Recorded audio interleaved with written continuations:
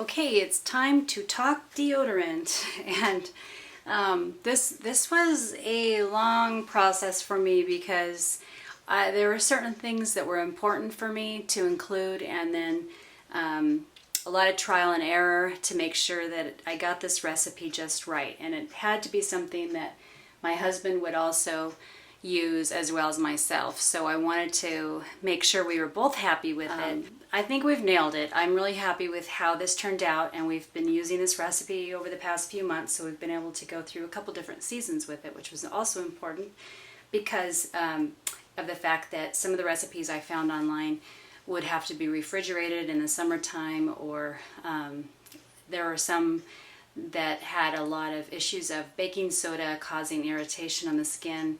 So I wanted to do something that can kind of please everybody as much as possible, knowing that some ingredients could leave some issues. So then there was a whole pH balance thing that comes up, and I didn't want to have to say, use this, but then use apple cider vinegar rinse as a follow-up just to balance out your pH. All of that just seemed to be really complicated.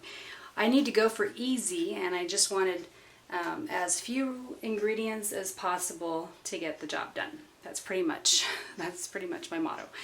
Okay, so with this, one of the easiest, obvious ones is the beeswax, because it's the emulsifier. We need to use that for keeping it hard. I also didn't want to have to scoop it and put it on the armpits. That would annoy me. I wouldn't end up using it if I had to do that. So it had to be something that I would use just like my old store-bought deodorant. I want it to fit in a deodorant tube and work out fine that way.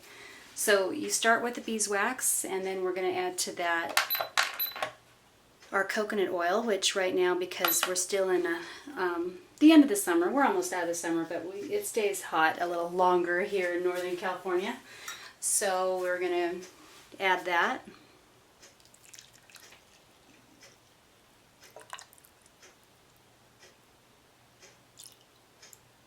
And again, because you're making this to your liking, if you find that it ends up too sticky or something in the summertime, you can add more beeswax. But I think because of the clay seems to take care of that. I'm just noticing that it's one of those ingredients that kind of binds with everything over time. So it doesn't separate out, it just binds all together very well. So we've got the coconut oil. Now what I wanted to include was zinc oxide in this recipe, because sometimes you get scratched or just a little bit of a heat rash under your armpits, and so I wanted something that would help with the rash aspect of it. So in mine, actually, you know what? I forgot. We are not going to put the zinc oxide in yet. So we're going to pause here. We need to melt this in the double boiler first, and then we'll come back and add 3 more ingredients. So that'll make a total of 5. All right, we're back and we're ready to add the last 3 ingredients. We have our melted beeswax and coconut oil here. And now we are going to add let's first do the clay. And again, this is Redmond clay that I really like their clay. It's bentonite. And what's nice about Redmond clay is you can easily find all kinds of recipes online to make the same clay, add a little bit of water, and then you have a facial, or you can add a little bit of water, apply it to a bug bite. There's just all kinds of things you can do with this bentonite clay. So it's a great thing just to have on hand no matter what. So don't feel like you're not ever going to use this entire container if you order from them. You will use it. And it's also in the toothpaste recipe. So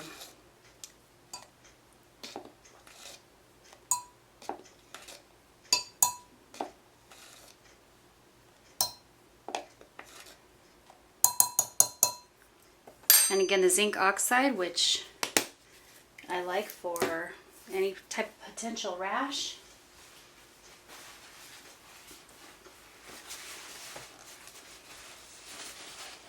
You can add more, although I don't know that you need to, because you don't want to leave whiteness on your clothing.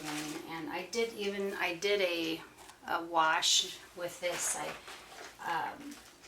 I purposefully kind of tried to stain my clothes with it and then wash it, and it came out fine, which was really exciting to me. And some of the recipes I had tried online include shea butter, which of course I am a huge proponent of shea butter, but not in deodorant. For me, it just felt like I was wiping lotion under my armpits, and I just didn't like that feeling. So some people prefer it. I personally would rather just leave out the shea butter. I like just really the coconut oil and the beeswax, and then these two ingredients is all you need. And then essential oil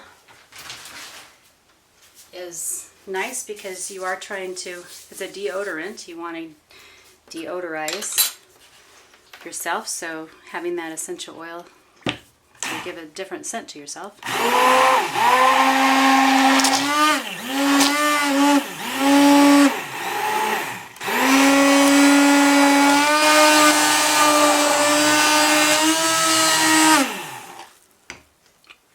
I get asked every now and then, can you use something besides a stick blender? I would, you know what, I use a stick blender in so many different recipes. It's worth investing in one, and then you know you're getting all of those little clumps out. I do know some people have had success with a just regular hand mixer.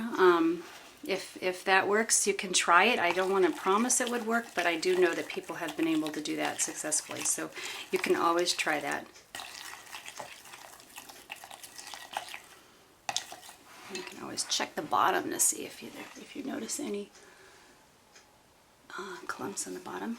But you do want to make sure that that mixes in well, so you don't have a bunch of clay hanging at the top.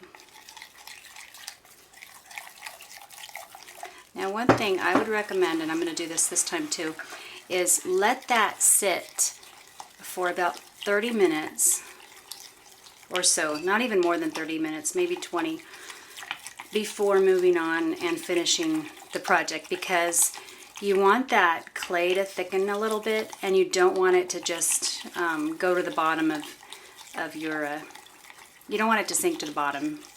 So let that clay do its action, and then we're going to come back and mix it again.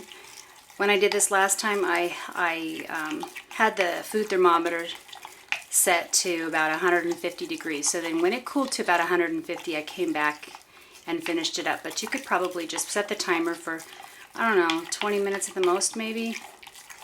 If it ends up that it's too thick and you can hardly stir it, because you do want to be able to pour this in without losing half of it on your glass container, you can always just heat it up again. Just know that you can always heat it up. There's no, it's very forgiving. You can always redo your stuff if you have to. But before you pour it into the container, because once it's poured, it's a little more challenging to get that out and remelt.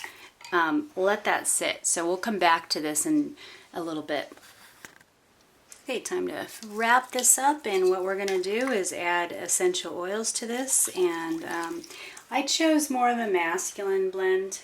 I did patchouli and bergamot and clary sage for this, so that was my choice. It helps a lot if you have that mixed up ahead of time.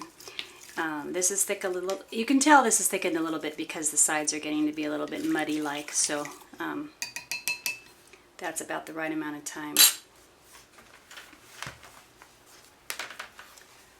So we're just going to mix that up again.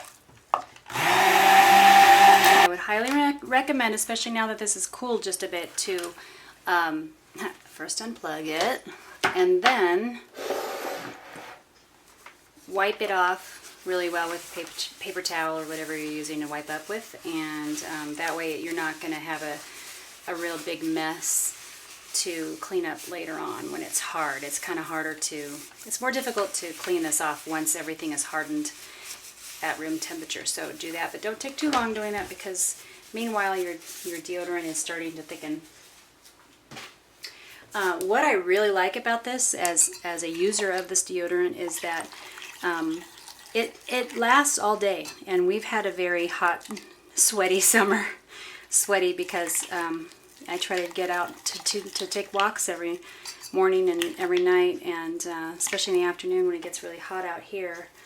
Yeah, you do sweat. So this has held up, though. It doesn't, I don't have a lot of body odor at the end of the day, so I can feel confident using it if I'm going to be around people.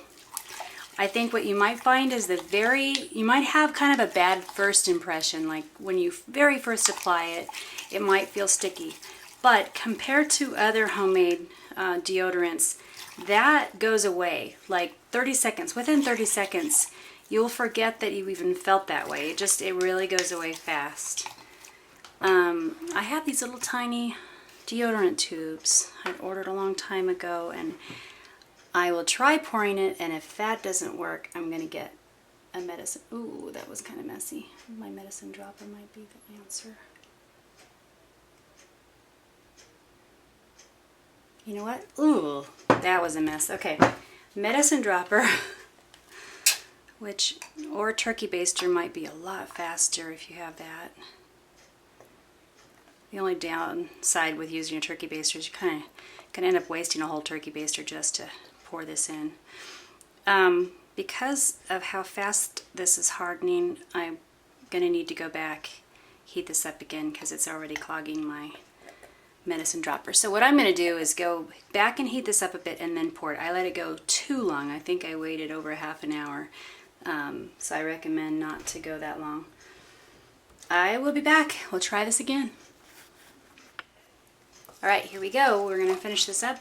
It didn't take long at all, and we're ready to finish.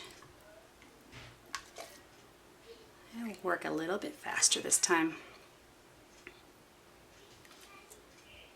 You can also just, recycle old deodorant tubes that you might have. Okay, so you get the idea. You're just going to fill up your tubes. You're going to probably wait, I don't know, a good hour, maybe even overnight if you want to before you start using it. Just make sure it's really fully. Remember, it's going to thicken just a little bit because it's clay. It's going to absorb all the liquid. And then it'll be ready for use.